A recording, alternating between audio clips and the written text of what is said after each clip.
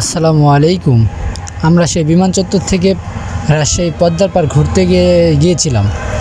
সেখানে ছিল আমার একটা বন্ধু আলামিন, সাথে ছিল আমার চাচাতো ভাই রিফাত এবং আমার বড় ভাইয়েরা। আমরা মোট 5 জন গিয়েছিলাম।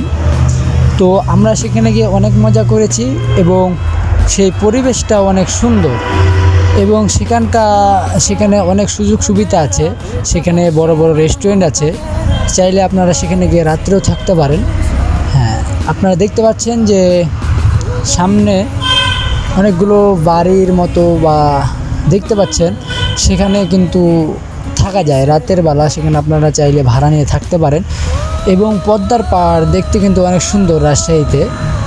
এখানে আপনারা চাইলে একাও আসতে পারেন, আবার চাইলে বন্ধু বান্ধব এমনকি গার্লফ্রেন্ডকে সঙ্গে নিয়েও আসতে পারেন। সেই সুযোগ সুবিধাও এখানে আছে।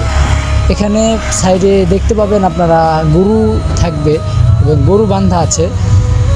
তো সেখানকার যে আমাদের যে চাপায়ের ভাষা, সেটাও বলছি, মাঝে মধ্যে ভদ্র ভাষাও কথা বলছি।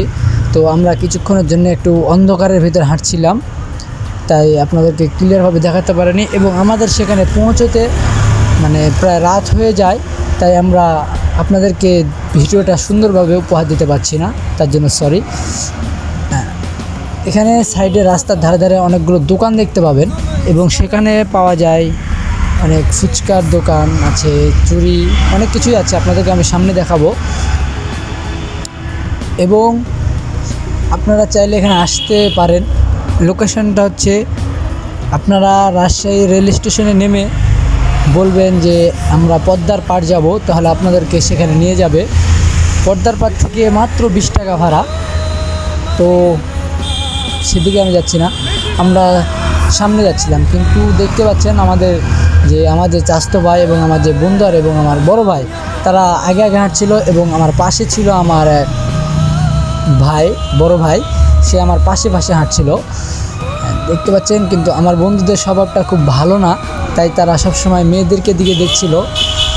আমি তাদেরকে মানা করছিলাম। দেখতে পাচ্ছেন আমার বন্ধু ঘুরে ঘুরে তাকাচ্ছিল এবং আমরা দেখতে পাচ্ছেন যে সামনে অনেকগুলো লাইটিং সিস্টেম দেখা যাচ্ছে। এই যে দেখছেন, আমার বন্ধু শয়তানি করছিল। এবং আপনারা চাইলে এখানে এসে চা, কফি এবং কি বিভিন্ন ভাজাপোড়া খেতে পারেন এই দোকানটাতে। এই যে পাশে যে দোকানটা আপনাদেরকে এখন দেখাচ্ছি, যে দেখছেন, এখানে আপনারা চাইলে এগুলো খেতে পারেন। তবে এখানে অনেক হুড় হয়, শুক্রবারের দিন অনেক ভিড় হয়, কারণ শুক্রবারে সব কিছু ছুটি থাকে, সবাই সেখানে ঘুরতে আসে শুক্রবারে। জায়গাটা অনেক সুন্দর, তবে রাতের বেলা কারণে আমি আপনাদেরকে দেখাতে পারছি না। তবে আমি ভিডিও শেষে কিছু আপনাদেরকে ফটো দিয়ে দেবো, আপনারা দেখতে পাবেন যে সেখানেকার পরিবেশটা। আমরা কিছু ফটোশ্যুট করেছিলাম, তো আমাদের কাছে ভালো ক্যামেরা না থাকায় আমরা আপনাদেরকে ভালোভাবে ক্লিয়ারভাবে দেখাতে পারছি না, তবে চেষ্টা করব আগামীতে আপনাদেরকে ভালোভাবে দেখানো। আপনারা দেখতে পাচ্ছেন যে পাশে একটি রেস্টুরেন্ট আছে। সেই রেস্টুরেন্টে বিভিন্ন ধরনের কফি এবং বিভিন্ন ধরনের অনেক মজাদার খাবার পাওয়া যায়, এমনকি বার্গারও পাওয়া যায়। আপনারা চাইলে আসে বার্গারও খেতে পারেন।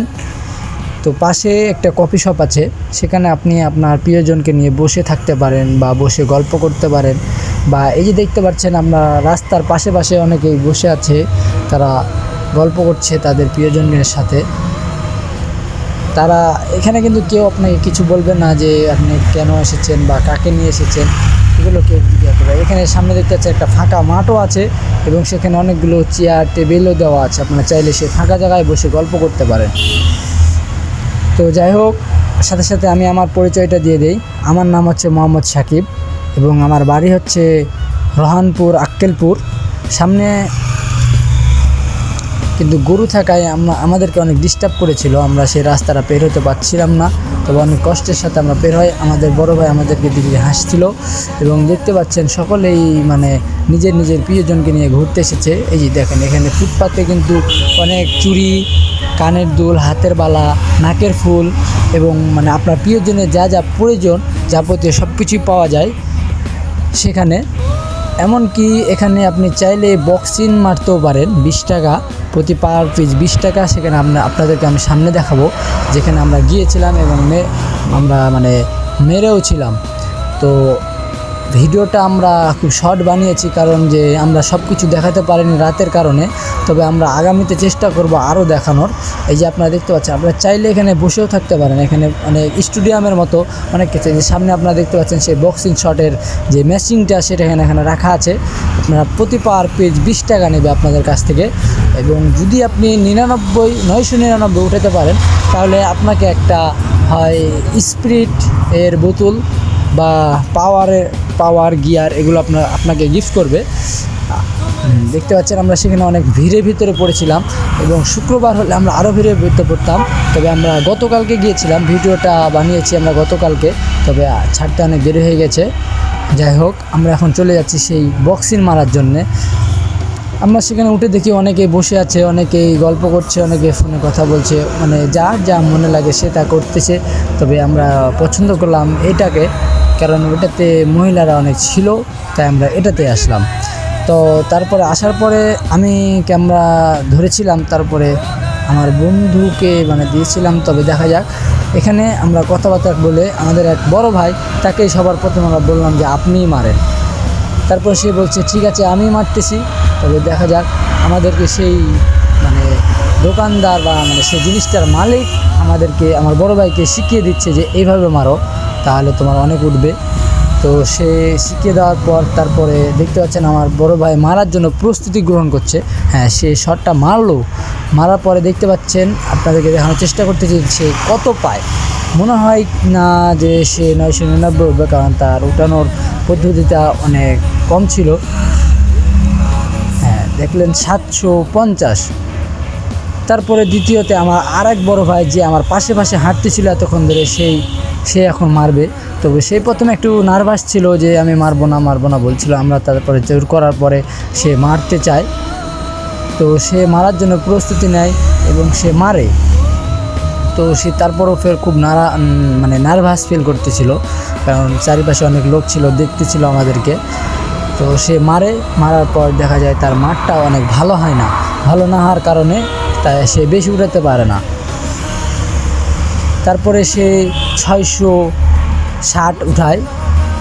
তারপরে আমার সেই চাচা বলে যে তুমি আরেকটা মারো, তোমাকে এটা ফ্রি মারতে দিলাম, কারণ সে ভালোভাবে মারতে পারে নাই। তারপরে দেখতে পাচ্ছেন আমি আমার বন্ধুকে ক্যামেরাটা দেই, সে তখন থেকে আমার বন্ধু ভিডিওটা করে, সে আলামিন। তবে চাচা তাকে আরেকবার শিখিয়ে দিচ্ছে যে এইভাবে এখানে মারো, তাহলে একটু শক্তি দিয়ে মারো, তাহলে তুমি বেশি পয়েন্ট উঠবে। তারপরে আমার সেই বড় ভাই হাসতে আরেকটা শট। তবে এবার মাঠটা কিন্তু অনেক সুন্দর ছিল।